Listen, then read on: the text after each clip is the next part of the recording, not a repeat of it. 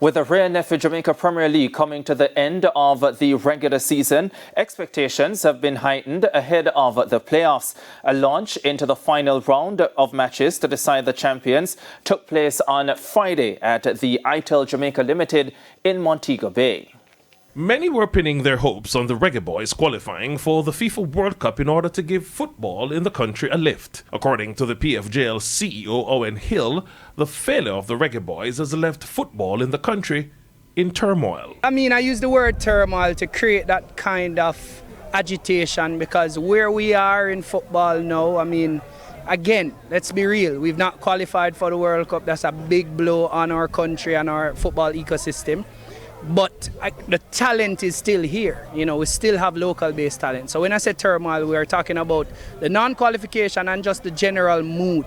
This is a feel-good period for football globally. We should have been there. So we're not there. However, we have the local Premier League. However, he's hoping that the playoffs, which starts on May 10, will soothe the spirit of the country. We have these players that we owe it to. So now we're expecting to put on a good show at the National Stadium because they have worked very hard. Their transitions are into the national team, and we're looking forward to having these guys represent, most of them, into that 2030 campaign. So let's hope that they'll put on a good show.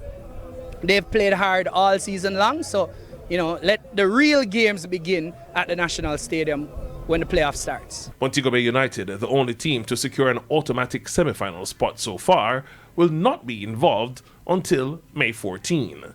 Coach Xavier Gilbert sees the importance of the layoff. The season has been long. It's been grueling on the back end of the season, and they need a little rest, a few days off, and hopefully that will be enough for them to rejuvenate and come again and go hard. The Premier League final is set for May 24. Garfield Jones reporting for TVJ Sports.